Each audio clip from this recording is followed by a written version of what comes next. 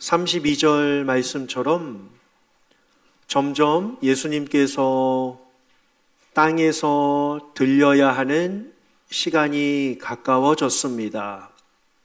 물론 예수님께서는 갑자기 죽음을 당하신 것이 아닙니다.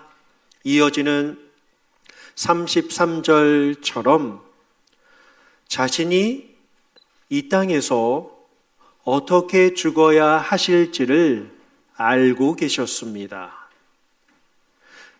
예수님은 이 땅에서 33년을 사셨습니다.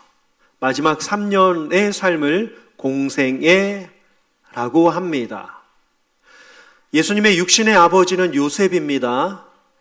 그분의 직업은 목수였습니다. 아버지 요셉을 따라다니던 예수님의 어린 시절 가운데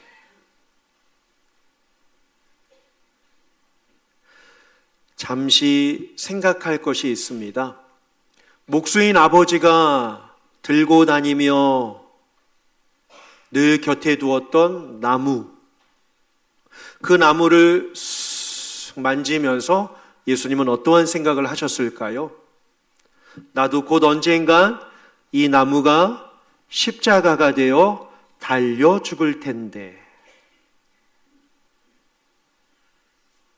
하루는 아버지 요셉이 나무 위에 못을 얹어놓고 못질을 하다가 그만 못질이 튕겨나가서 손가락을 딱 쳤을 때 아버지의 그 비명, 아버지의 일그러지는 그 표정, 망치로 인하여 손에 맞은 그 고통을 바라보면서 예수님의 마음은 어떠셨을까요? 나는 그 고통을 넘어서 그 못이 내 손과 발에 뚫고 들어올 터인데 과연 이 고통을 어떻게 참을 수 있을까? 아버지의 일거리를 다 정리하고 난 뒤에 어느 날 예수님께서 못자락을 하나 집어다가 손가락에 쭉 찍어보시지 않았겠습니까? 얼마나 아프셨을까요? 그 어린 나이에 내가 이걸 감당해야 된다고? 피가 날 정도는 아니었겠지만 꾹 누르는 그 고통, 그리고 그 감정은 이루 말할 수 없었을 것입니다. 친구들은 열심히 뛰어놀며 동네를, 어귀를, 언덕을 열심히 사방팔방 뛰어다니지만 예수님은 그러실 수 없었습니다. 왜요? 골고다 언덕을 보면 발이 떼지 않았기 때문입니다. 곧 갈 곳인데, 곧 세워질 곳인데, 천방지축 아이들은 뛰어놀지는 몰라도 예수님은 늘 그곳을 지나실 때마다 바라보시며 속으로 얼마나 우셨을까요? 점점 그 시간은 다가왔습니다. 예수님은 이 땅에 오셔서 3년간 복음을 전하시고 하나님 나라를 선포하시고 또한 천국을 설명해 주시면서 이적과 기적을 베풀어 주시는 그 하나님의 능력을 힘입어서 생명이, 구원이, 주권이 하나님께 있음을 온 천하에 다니시면서 만민에게 복음을 전하셨습니다. 가셨고 전하셨고 고치셨습니다. 앞장에서 요한복음 11장에서 펼쳐진 나사로의 죽음 앞에서도 예수님은 심각하게 진지해지지 않으셨겠습니까? 곧 나도 이 죽음을 맞이할 터인데 라고 말이죠. 그런데 사람들은 진지해지기는커녕, 사람들은 복음을 받아들이기는커녕, 사람들은 하나님을 믿고 보내주신 메시아를 깨닫고 바라보기는커녕 정치적인 메시아를 기다리며 경제적인 메시아를 학수고대했던 그 모습에 예수님의 마음은 상당히 무거우셨을 것입니다. 오늘 읽지는 않았지만 12장 6절에요. 예수님이 제자로 세운 그 12명의 제자 가운데 가룟 유다는 뭘 합니까? 도둑질을 합니다. 성도가 낸, 교우가 낸, 제자들이 모은 그 돈을 관리하는 재정을 맡은 사람이었음에도 불구하고 그는 도둑이라, 돈깨를 훔치는 자이니라 라고 말씀합니다. 예수님의 제자인데 반역과 예수님의 마음을 아프게 하는 일들은 계속해서 진행되고 있었습니다. 10절 한번 보실까요? 나사로를 살리신 하나님 앞에 은혜와 감사와 예배를 드려도 모자랄 판에 누가 나사로를 죽이려고 모의합니까? 대제사장들이 나사로를 꼴보기 싫어합니다. 19절로 가보시면 어떻습니까? 율법에 정통했던 바리새인들조차도 하나님이 보내신 메시아를 보지 못하고 알지 못하고 영접하지 못하고 오히려 예수님이 행하시는 일들, 10절에서 나사로 때문에 예수님을 믿은 사람들을 바라보면서 쓸데없다, 쓸데없다 비아냥거립니다. 멸시와 조롱과 험담과 수군거리는 그 모습으로 예수님의 마음을 하나도 알아주지 못하였습니다. 그 가운데 믿는 자들도 있었습니다. 하지만 42절처럼요. 믿는 것이 발칵되면 출교를 당할까 봐 두려워하면서 조용히 지내곤 하였습니다. 43절을 보면 사람의 영광을 하나님의 영광보다 더 귀히 여겼다라고 말씀합니다. 이 광경 속에, 이 상황과 이 분위기 속에 예수님의 마음이 얼마나 무거우셨을까요? 예수님도 완전한 인간, 완전한 하나님의 아들이셨기에 27절처럼 하나님 앞에 이렇게 고백합니다. 아버지, 내 마음이 괴롭습니다. 괴롭습니다. 그런데 아이러니한 건 뭘까요? 오늘 32절이에요. 내가 땅에서 들리면 그 다음 단어가 엄청난 임팩트를 갖고 있습니다. 모든 제자는 배신하고 바리새인들은 자신을 조롱하며 대제사장들은 반역을 일삼고 믿는 사람들도 숨죽여 숨어 지내고 사람들은 사람의 영광을 하나님의 영광보다 더 큰 것을 여기면서 살고 있는데 오늘 예수님의 이 절박한 십자가에서 외침이 보이십니까? 내가 들리며 모든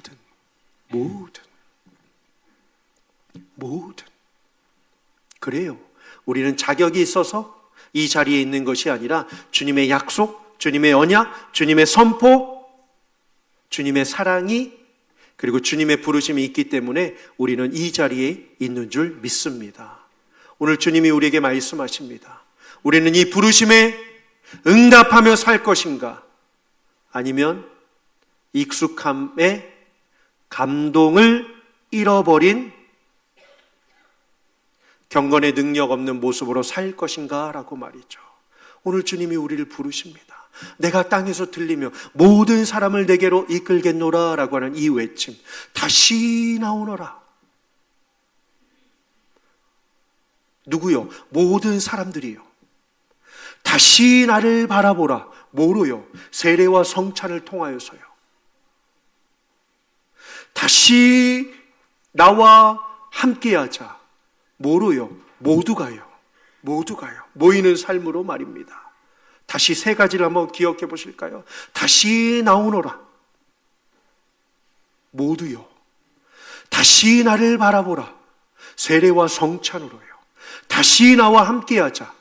모이는 모습으로 말입니다. 첫 번째로요. 십자가는 모든 세대를 향한 하나님의 초청입니다. 모든 세대를 향한. 오늘 말씀에요. 내가 땅에서 들리면 이 뜻은 두 가지입니다. 첫 번째로요, 십자가의 죽음을 이야기를 합니다. 땅에서 들린다라고 하는 것을 십자가에 매달리는 예수님을 상징합니다. 두 번째로는요, 부활과 승천을 담고 있는 의미를 가지고 있습니다. 그런데 이 사건을 통하여 누구를요? 모든 사람을 내게로 이끌겠다라고 주님이 약속하셨습니다. 성경을 가만히 보십시오. 구약의 하나님은 부르시는 하나님이셨습니다. 사람을 부르셨고 사명자를 부르셨고 모든 나라를 부르셨습니다. 신약의 예수님 역시 부르시는 예수님이셨습니다. 죄인들을 부르셨고 제자들을 부르셨고 모든 민족을 부르셨습니다. 십자가는 부르심의 절정입니다. 그 십자가가 우리를 초대하고 있습니다. 우리를 부르고 있습니다. 왜 우리가 모여야 할까요? 의무가 아니라 하나님이 부르시기 때문입니다. 내일부터 고난주간 특별 새벽 기도회를 합니다. 주님이 이 자리를 보실 때 기뻐하실 모습이 여러 가지가 있습니다. 그 가운데 하나가 무엇일까요?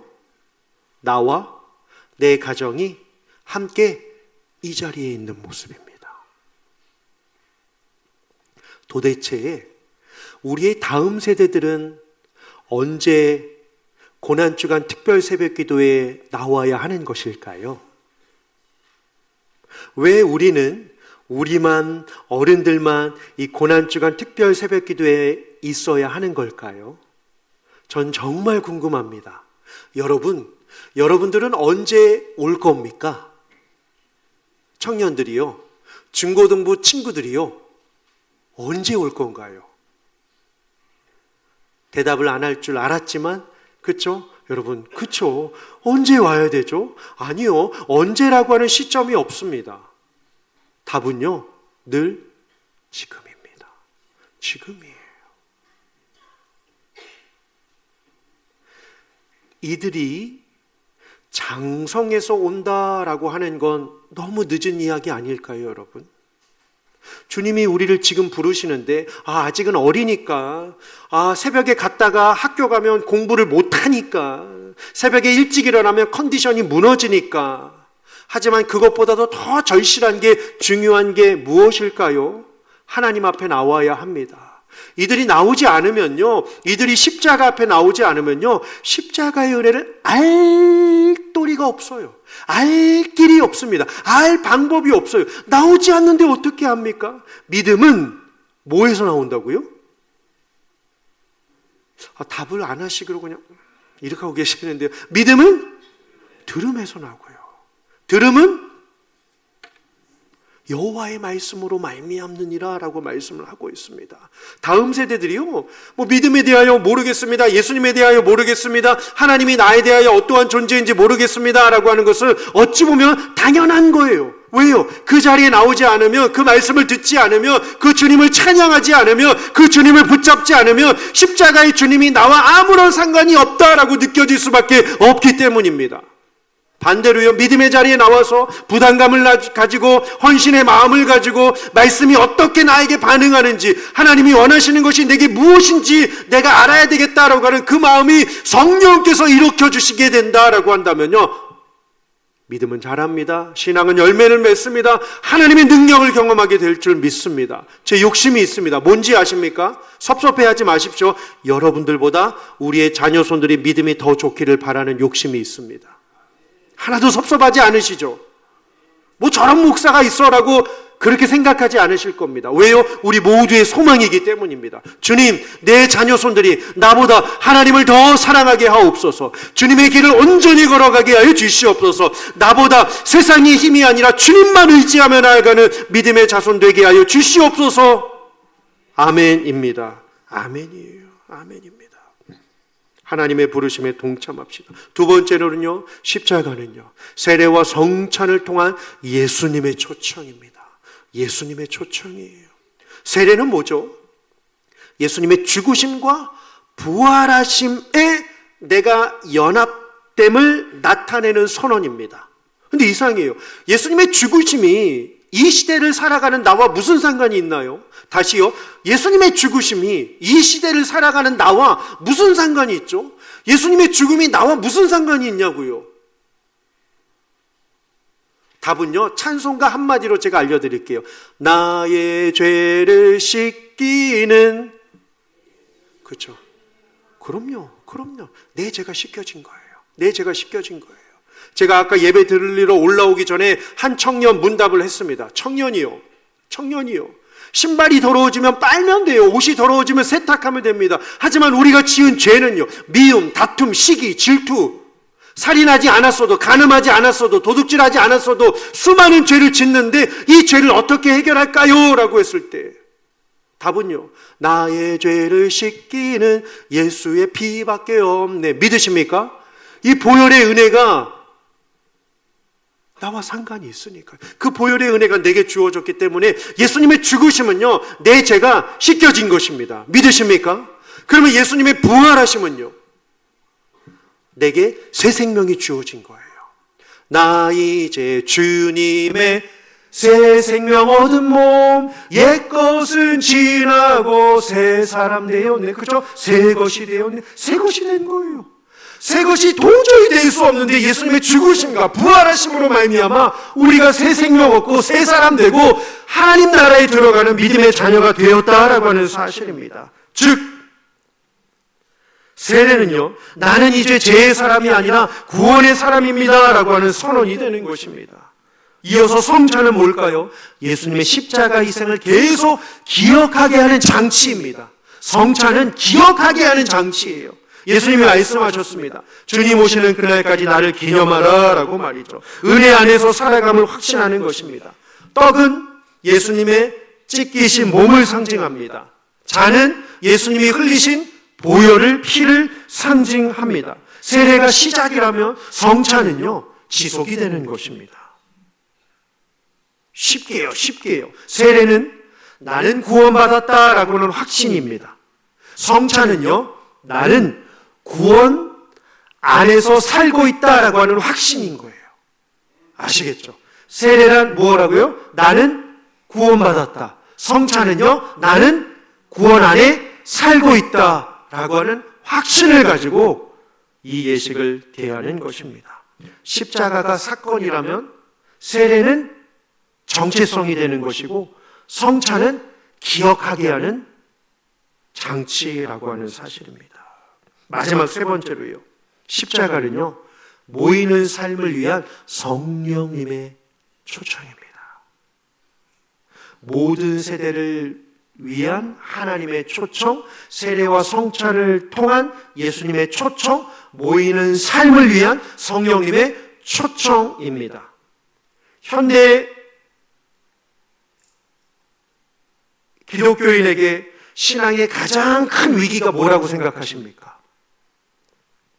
유혹, 중독, 도박, 술, 담배, 마약, 이단, 사이비. 현대 기독교인에게 가장 큰 위기를 주는 게 뭐라고 생각하십니까? 물론 이것들도 참 크지만 개인화된 신앙입니다. 개인화된 신앙이라고요. 나 혼자 믿고 나 혼자 기도하다가 공동체에서 떨어져 나가요. 그러나 십자가는요, 우리를 모이게 하는 힘을 가지고 있습니다. 초대교회 이후를 보십시오. 십자가 이후 보십시오. 십자가 이후 사건으로 초대교회는 흩어지는 것 같았지만, 제자들이 무서워서 도망을 치는 것 같았지만, 십자가로 말미암아 초대교회는 다시 모이게 되었습니다. 왜요? 그 부르심이 강력했기 때문입니다. 다 떠난 것 같았는데, 도망간 것 같았는데, 마가의 다락방에 120문도의 성도가 모여서 오순절날 모여서 기도합니다. 성령을 주소서, 은혜로 모이게 하소서, 우리에게 힘을 주시옵소서, 함께 모여 복음을 전하는 교회가 되게 해달라고 성도들은 기도했습니다. 마찬가지예요. 왜요? 혼자 감당이 안 되니까요. 혼자 기도가 안 되니까요. 혼자 말씀에 집중이 안 되니까요. 같이 모여서 기도하기 시작했습니다. 교회도 마찬가지예요. 혼자 조용히 기도할 때도 은혜가 되지만 함께 모여서 뜨겁게 기도해 보십시오.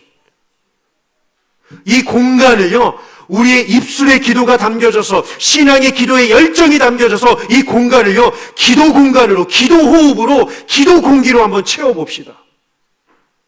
아멘. 참말로 나무 한 그루는요, 강한 바람이 오면 그냥 쓰러집니다. 그런데 숲을 이루는 울창한 숲이 되면 강한 바람이 와도 나무는 쓰러지지 않습니다. 왜요? 옆에 나무, 앞에 나무, 뒤에 나무가 보호해 주기 때문입니다. 지탱해 주기 때문이죠. 오케스트라의 아름다움이 무엇입니까? 피아노 전공자 한 사람? 아니요. 바이올리니스트의 오래된 숙련된 스킬? 아니요. 함께 모일 때 하모니가 되어야 오케스트라도 아름다운 음을 낼 수 있는 것입니다. 러닝이 인기라고 합니다. 많이들 하시죠? 혼자 뛸 때 얼마나 되던가요? 별로 못 뜁니다. 그런데 둘, 셋이 함께 뛰어보십시오. 쉬고 싶어도 멈추고 싶어도 옆 사람이 뛰니까 같이 뛸 수 있습니다. 함께 달리면 서로 격려하고 더 멀리 갈 수 있습니다.